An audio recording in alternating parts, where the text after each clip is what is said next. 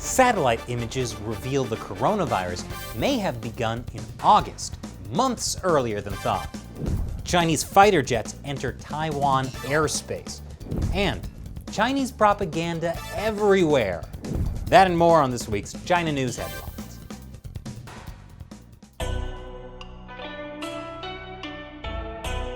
This is China Uncensored. I'm Chris Chappell. The ongoing saga of the coronavirus is ongoing. There's been a new horrifying revelation. First, we learned that Wuhan officials spent weeks trying to cover it up. Then we learned that leaders at the highest levels of the Communist Party knew the coronavirus could become a pandemic 6 key days before warning the public. In those 6 days, the city of Wuhan, at the epicenter of the disease, hosted a mass banquet for tens of thousands of people, and millions began traveling through for Lunar New Year celebrations. All while health officials knew that human-to-human transmission was probably happening. And then we learned that the World Health Organization knew China wasn't being open about the coronavirus, even while they were praising China for its transparency. And now, this. The US-based Harvard Medical School released a report claiming the virus might have spread in China as early as last August, months before it was first identified at a Wuhan seafood market in December.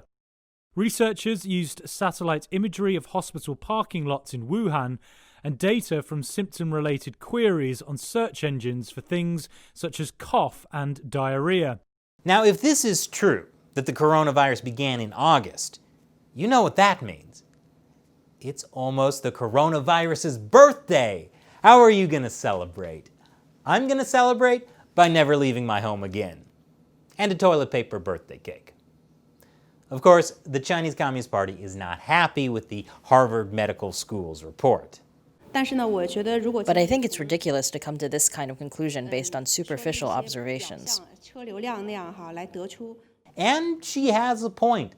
In China, they do science by drawing conclusions from meticulous observations, which means asking the party what the politically correct scientific conclusion is. Like when the party said traditional Chinese medicine could cure the coronavirus. Hua Chunying had this to add. I think this should be handed over to scientists to come up with a scientific and fact-based result through scientific research.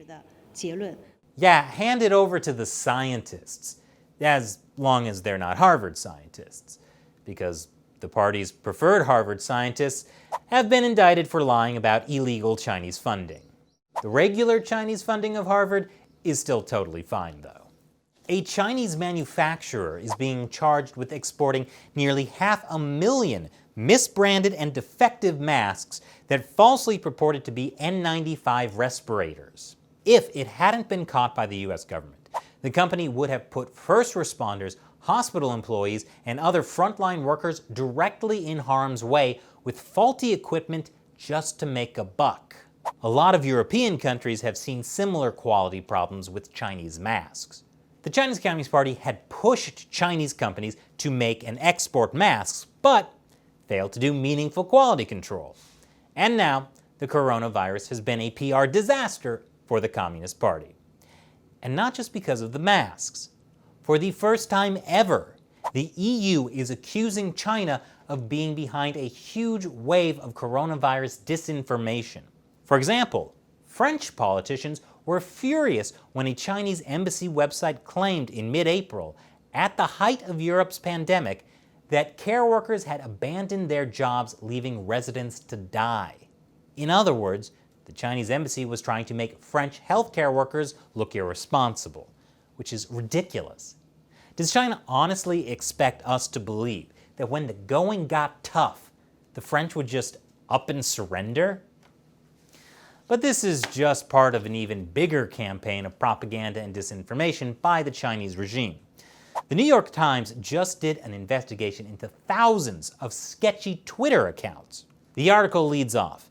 As the Trump administration lashes out at China over a range of grievances, Beijing's top diplomats and representatives are using the president's favorite online megaphone, Twitter, to slap back with a pugnaciousness that is best described as Trumpian. Wow, the New York Times managed to turn an investigation into Chinese propaganda into an attack on Trump. I think they unlocked a new achievement. Anyway, back to the thousands of sketchy Twitter accounts. Many of these accounts were filled with reposts from official Chinese accounts. 1/3 of the accounts had been created in the last 3 months. 1 in 7 had 0 followers. So either they're bots or Chinese Communist Party propaganda is just very unpopular these days.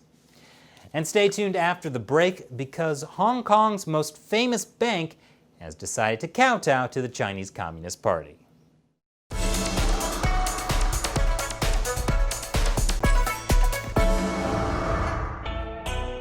Hundreds of people rallied in Hong Kong this Tuesday.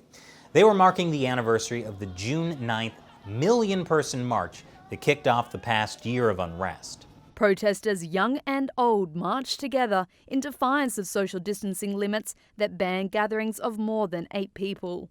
And Hong Kong police celebrated their anniversary of pepper-spraying protesters by pepper-spraying protesters. This comes as the Chinese Communist Party is forcing a national security law on Hong Kong that would basically make criticism of the Communist Party illegal. And guess who's backing the Communist Party? Major banks. They get a lot of business from the communists. Major banks, HSBC and Standard Chartered backed China's new national security law for Hong Kong on Wednesday in a break from their usual policy of political neutrality. HSBC began in Hong Kong, but is now making billions in China. HSBC is also making everyone really mad. It's taking heat from all sides. U.S. Secretary of State Mike Pompeo criticized HSBC for its corporate kowtow to China. Unfortunately, a corporate kowtow is the only way that companies can do business with China. But Pompeo has really been on a roll lately, calling out the Chinese Communist Party. This week, he also slammed Beijing's laughable propaganda exploiting the George Floyd protests. It reminds me of last year during the Hong Kong protests when Chinese state-run media implied that if protests like this were happening in the U.S., U.S. police would use real bullets.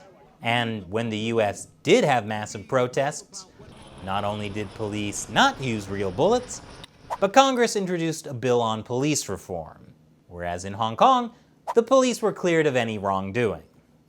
Yep, absolutely no police brutality in Hong Kong.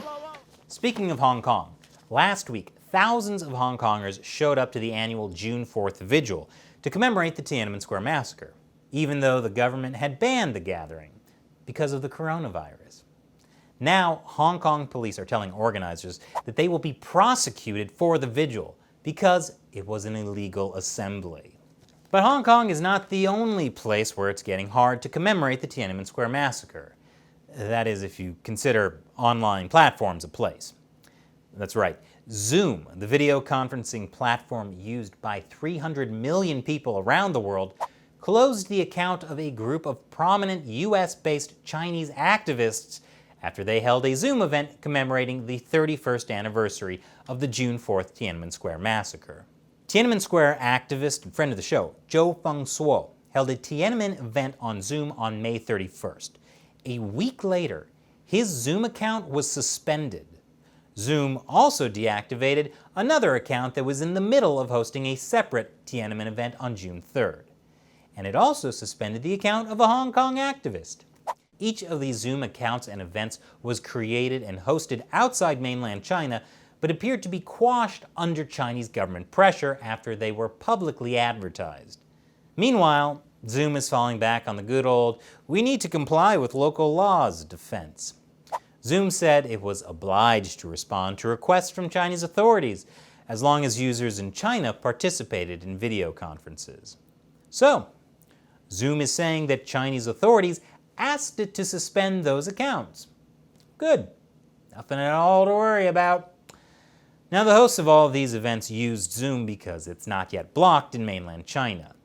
Zoom wants to stay in China, which is why it's practicing its own corporate kowtow. The U.S. has sent 2 aircraft carriers to the Pacific to boost the U.S. naval presence in an area marked by tension with China over territory. tension, like how Chinese fighter jets briefly entered Taiwan's airspace on June 9th.